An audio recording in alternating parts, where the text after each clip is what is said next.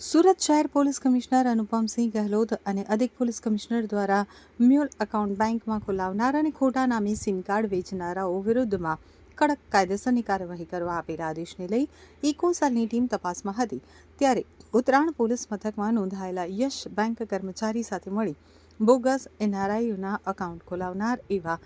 અઝમત શાહિદ ઇમ્તિયાઝ શેખને ઝડપી પાડ્યો હતો અને તેનો કબજો ઉત્તરાણ પોલીસને સોંપવાની તજવીજ હાથ ધરી હતી। સુરત શહેર અનેક ક્ષેત્રોમાં ખૂબ જ ઝડપથી પ્રગતિ કરી રહ્યું છે અને એ ક્ષેત્રો પૈકી એક છે રિયલ એસ્ટેટ કે જેમાં ખૂબ જ ઝડપથી સમગ્ર શહેરમાં કન્સ્ટ્રક્શન અને જમીન લે વેચનો વ્યવસાય પણ ખૂબ જ ઝડપથી પ્રગતિ કરી રહ્યો છે અને આ જ વ્યવસાયમાં ઘણી વખત ઘણા એવા તત્વો કે જે પોતે અન્ય લોકોને ખોટી રીતે પ્રોપર્ટી અપાવવા માટેનો વિશ્વાસ આપી અને તેઓ સાથે વિશ્વાસઘાતની છેતરપિંડી કરતા હોય છે। એવા જ એક બનાવમાં ફરિયાદી શ્રી પિયુષભાઈ સાથે રવિ કોલડિયા નામના આરોપીએ તેમને જમીન અપાવી દેશે એવો વિશ્વાસ આપી અને આ જે જમીન હતી એ ફોરેનમાં વસવાટ કરતા લોકોની હતી અને તેમની સાથે વિશ્વાસ અપાવી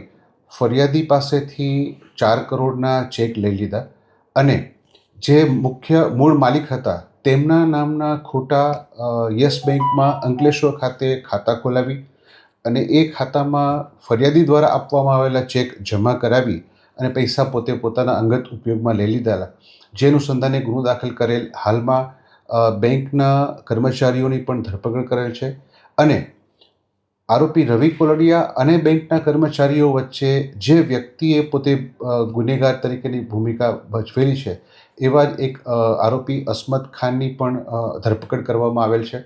આ આરોપીનો રોલ એવો હતો કે એણે રવિ કોલડિયા અને બેંકના કર્મચારીઓ સાથે એકબીજાનો પરિચય કરાવી